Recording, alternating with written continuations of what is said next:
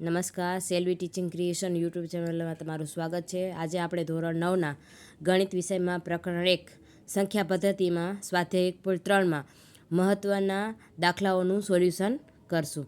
તો પેલું પોઈન્ટ છે આપણું દશાંશ સ્વરૂપની અભિવ્યક્તિ. હવે દશાંશ સ્વરૂપ આવે એટલે આપણે પોઈન્ટવાળા દાખલાની યાદ આવે. તો સેમ આ જ મેથડથી 36/100 છે તો આપણે ભાગાકાર કરીએ એટલે ખબર જ છે કે 100 એટલે કે પોઈન્ટ પછીની બે સંખ્યા એવી રીતે થાય. અને જે સંખ્યા આગળ વધતી ન હોય અને ત્યાં જ અટકતી હોય તો આ અભિવ્યક્તિ શાંત કહેવાશે. અને જે અભિવ્યક્તિ આગળ કન્ટિન્યુ એને અંકડા ચાલુ રહે છે તો એ અભિવ્યક્તિ છે એ અનંત આવૃત છે. એવી જ રીતે 1/11 કરીએ તો જેનામાં 0.090909 એ કન્ટિન્યુ ચાલુ રહે છે. આપણે ભાગાકાર કરીએ તો એ જ મળે છે. એટલે કે આ અભિવ્યક્તિ છે એ અનંત આવૃત છે. એવી જ રીતે 4 એક અષ્ટમાંશ છે તો આપણે મિશ્ર સંખ્યાને અપૂર્ણાંકમાં ફેરવીએ એટલે 8 ચોક 32 ને 33/8 કરીએ એટલે 4.125 મળે છે. અહીંયાથી દાખલો કમ્પ્લીટ થાય છે એટલે આ અભિવ્યક્તિ શાંત છે. એવી જ રીતે 3/11 એટલે કે આપણે એનો ભાગાકાર કરીએ એટલે આપણે 0.2727 મળે છે. એટલે આ સંખ્યા પણ અનંત આવૃત છે. એટલે અભિવ્યક્તિ છે. 2/11 કરીએ તો એનો ભાગાકાર કરીએ એટલે 0.1818 મળે છે. એટલે 18 સંખ્યા કન્ટિન્યુ ચાલે છે. એટલે આ સંખ્યાની અભિવ્યક્તિ પણ અનંત આવૃત છે. એવી જ રીતે 329/400 કરીએ તો આપણે પોઈન્ટ 2000થી કમ્પ્લીટ થઈ જાય એટલે કે 0.8225 જોવા મળે છે. તો આ અભિવ્યક્તિ શાંત છે. એવી જ રીતે સૌથી મહત્ત્વના મુદ્દા જે વિદ્યાર્થીઓને ઘણી વખત સમજમાં નથી આવતા તો આપણે એને ઇઝીલી કેવી રીતે આ દાખલા કરી શકીએ તે રીત જોવાના છીએ.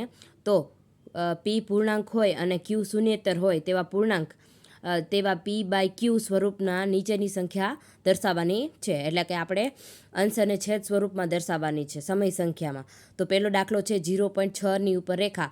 હવે ઉપરની લીટીનો મતલબ થાય 12 એટલે કે x બરાબર આપણે ધારી લઈએ કે x બરાબર 0.6. 6નો મતલબ કે 6 છે એ સંખ્યા કન્ટિન્યુ ચાલુ છે તો આપણે x તરીકે એને ધારીએ છીએ. હવે જ્યારે એક ઉપર લીટી હોય છે ત્યારે આપણે બંને બાજુ 10 વડે ગુણવાનું. જો બે સંખ્યા ઉપર લીટી હોય તો 100 વડે ગુણવાનું અને જો 3 સંખ્યા ઉપર લીટી હોય તો 1000 વડે બંને તરફ ગુણવાનું છે. અહીંયા કાને એક જ છે એટલે કે બંને બાજુ 10 વડે ગુણશું. એક્સને પણ 10 વડે ગુણશું અને 0.666 છે એને પણ 10 વડે ગુણશું. 10 વડે ગુણીએ એટલે પોઈન્ટ પાછળની એક સંખ્યા છે એ આગળ આવી જાય છે એટલે 6.666 મળશે. હવે આપણે શું કરવાનું તો કે 10 એકમાં જે પોઈન્ટ પછી 6.6 મળે એને આપણે એક્સને એમાંથી બાદ કરી દેવાનું છે. એટલે 6.6માંથી આપણે 0.6 એટલે કે એક્સની કિંમત આપણે બાદ કરી દઈએ તો આપણે 6.60 મળે છે. એટલે આની જગ્યાએ આપણે આ મૂકવાનું. વત્તા કેટલા ઉમેરશું તો પાછો એ જ જવાબ મળે તો કે 6 વત્તા આપણે 0.666 જવાબ મળે. કેમ કે 6.6માંથી તો નીકળી ગયું એટલે 6 મળ્યું. અહીંયાથી શરૂઆત કેનાથી થઈ તો કે 0 પછી પાછી 6 કન્ટિન્યુ ચાલુ રહે છે. એટલે કે એ એક્સની સંખ્યા હોવી જોઈએ. 10x + 6 અને 0.666 એ કોની સંખ્યા છે તો કે એક્સની છે. તો 10x અને x પ્લસથી જોડાયેલા છે બરાબરની બીજી સાઈડ જાય એટલે માઇનસ થઈ જશે. એટલે 10xમાંથી 1x જશે તો 9x બરાબર 6 મળશે. તો x બરાબર 6/9 એટલે x બરાબર 2/3 થશે. એવી જ રીતે બીજો દાખલો છે 0.47 પણ 7 ઉપર રેખા છે. મતલબ કે 7 ઉપર લીટી છે તો 7 સંખ્યા છે એ કન્ટિન્યુ ચાલુ રહે છે પણ એક જ ઉપર લીટી છે એટલે યાદ રાખવાનું કે બંને તરફ 10 વડે જ ગુણવાનું.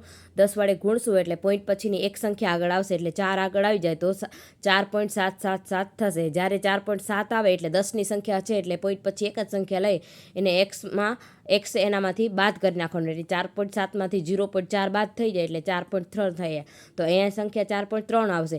હવે અહીંયા કાને 4.3 છે આપણે 4.7 કરવાના છે. જો 4.7 કરવા માટે અહીંયા આપણી પાસે 4.3 છે તો કેટલા એડ કરશું તો કે 0.4 એડ કરશું તો એ જ જવાબ મળશે. એટલે 0.4777 જ જવાબ મળશે. હવે 0.477 છે એ આપણો એક્સ છે તો એની જગ્યાએ એક્સ મૂકી દઈએ અને બરાબરની બીજી સાઈડ સાદુરૂપ આપીએ એટલે કે આપણે એક્સની કિંમત 4.3 મળે ત્યારે છેદમાં 10 મૂકીએ પોઈન્ટ કાઢીને તો 43/90 જવાબ મળશે.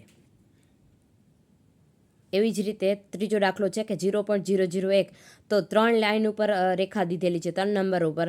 તો એનો મતલબ કે આપણે બંને બાજુ 1000 વડે ગુણવું પડશે. તો આપણે 1000 વડે ગુણીએ અને 1000 વડે ગુણીએ એટલે 3 સંખ્યા છે પોઈન્ટ પછીની એ આગળ આવશે. તો પોઈન્ટ પછી 3 છે એટલે 001 છે એ આગળ આવી જશે. એટલે એનો મતલબ કે એક જ થયું.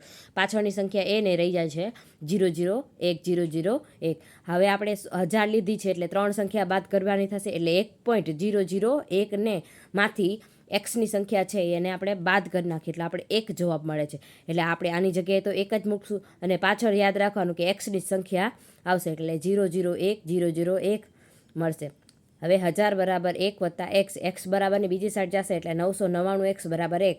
તો એક્સ બરાબર 1/999. જો તમને અમારો વિડીયો પસંદ આવ્યો તો ચેનલને લાઇક, શેર અને સબસ્ક્રાઈબ કરવાનું ભૂલતા નહીં.